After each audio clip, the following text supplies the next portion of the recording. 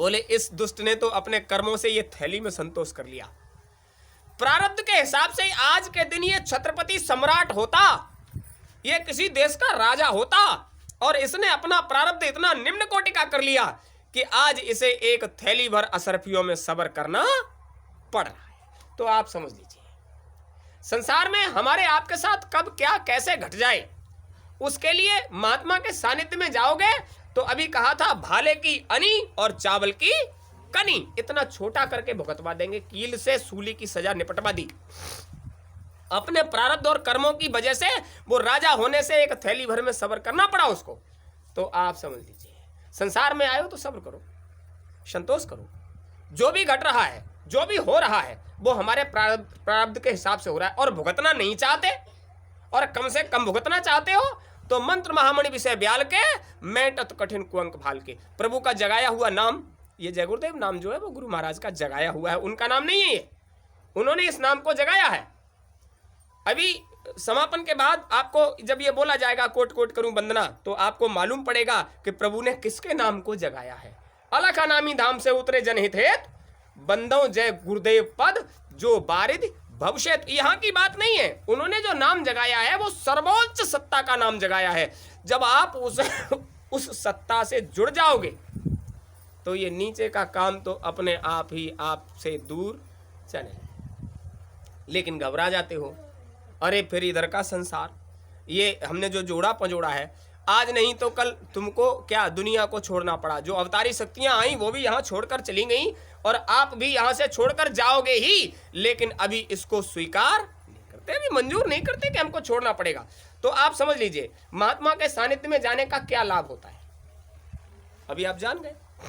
महात्मा के सानिध्य में जाने से कष्ट तकलीफ परेशानी बहुत कम में ही निपटारा कर देते हैं। दूसरी बात, जो वास्तव में हमें मिलना होता है वो मिलता है, लेकिन हम अपने कर्मों के कारण उसको इतना निम्न कोटि में पहुंचा देते हैं कि हमें मिलते हुए भी वो मिल नहीं पाता।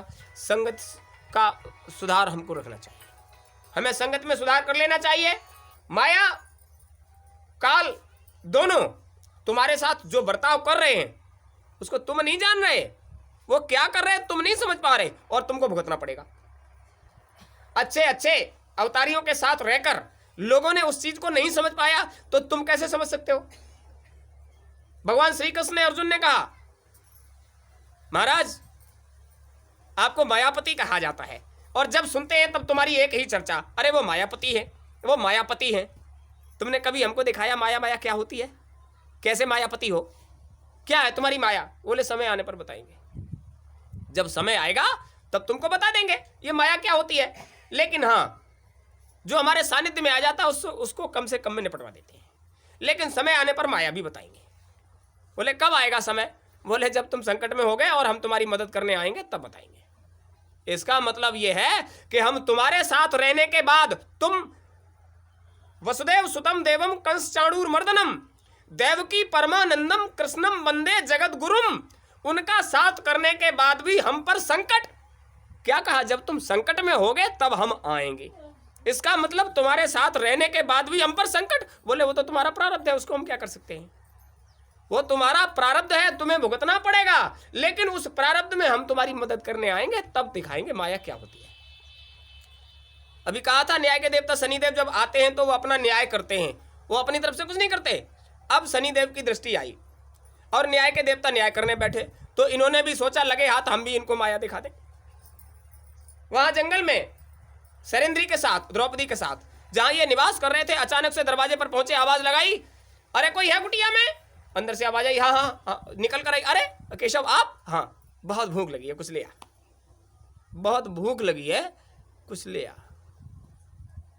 और मुंह की तरफ देख के रह गई। रसोई तो अभी संपन्न की है, अब चौका बर्तन करके जो निवृत्त हुआ हो, आपके घर में भी उस वक्त कोई आकर कहे बहुत भूख लगी है तो आपको बहुत खराब लगेगा। अभी थोड़ी देर पहले आ जाते, जब रसोई चल रही थी तब आ जाते तो कोई दिक्कत नहीं होती। अब अभी निवृत्त हो पाए हैं तब तक आ गए, भूख लगी है। तो उसने कहा अब आपको थोड़ी देर बैठना पड़ेगा, अब थोड़ा बैठो तब तक हम। बोले भूख बहुत लगी है, अब जाने कितनी देर में बना पाओगी तुम। बोले नहीं, ये भात जो है, चावल जो है बहुत जल्दी बन जाता है, हम अभी खिचड़ी बना देते हैं अब खिचड़ी से ज्यादा जल्दी बनने वाला कोई सौदा अभी बन जाएगा, अभी अभी बैठो, अभी बनता है। तो उन्होंने कहा पार्थ एक काम करो, चूंकि हम यात्रा करके आए इसलिए थके हुए हैं, हमारा विचार है थोड़ा स्नान कर लेते हैं, चलो सामने नदी है, स्नान करके आते हैं, तब तक शैलेंद्री भोजन बना लेगी। तो उसने कहा अरे तुम स्नान करके नहीं आ पाओगे, तब तक बन जाएगा, जाओ स्नान करके आ जाओ, तब तक हम पका देते हैं। और उसने जल्दी से, अब भैया आए, वो बहन का ये मामला ही होता है, भैया आए हैं तो हाथ पांव कुछ ज़्यादा चलते हैं। आदमी भूखा प्यासा आए तो नहीं सुनोगे, लेकिन भैया आए तो जल्दी से उसने उठाया पतीला और धो धा के उसमें, अभी भैया आए भूखे तो लग गई रसोई में, और रसोई में लग गई और ये निकले चलो स्नान करके आते हैं। और जब नदी में दोनों लोग घुसने लगे तो इनको क्या सूझी, इन्होंने कहा अर्जुन एक काम करो, आज स्नान करते हैं तो इसमें डुबकी लगाएंगे, आज हमारी आपकी हार जीत हो जाए। किस बात की, ये देखते हैं डुबकी लगाकर बाद में कौन निकलता है, जो पहले निकलेगा वो हार जाएगा और जो बाद में निकलेगा वो जीत जाएगा। तो देखते हैं बाद में कौन निकलता है।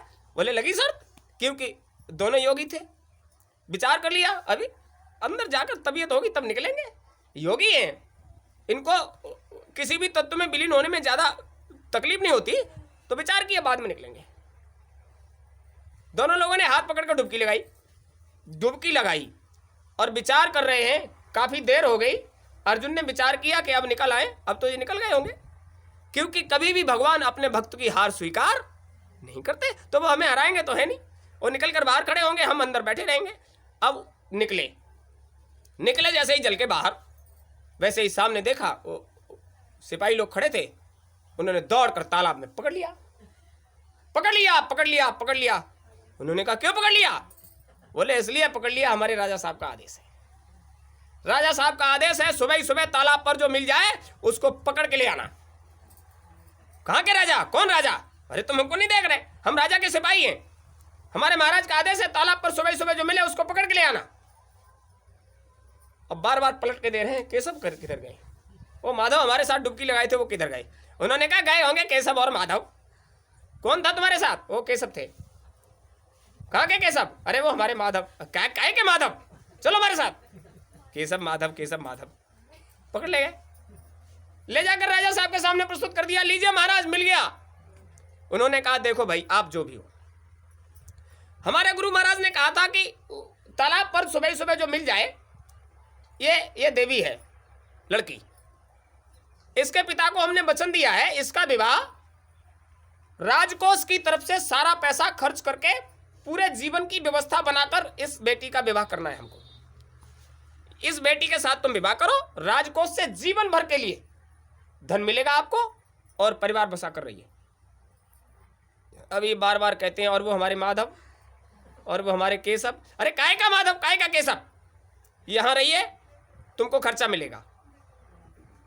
क्या कर सकते हो, राजा के बंधन में हो। जबरदस्ती पकड़कर दरबार में शादी कर दी, विवाह संबंध कर दिया, घर मकान बढ़िया सा बनाकर दे दिया, हल बैल की व्यवस्था कर दी, चूंकि आप साधारण किसान हो, ऐसे ऐसे जीवन जियो, और राजकोष से धन दे दिया। अब कहां जाओगे?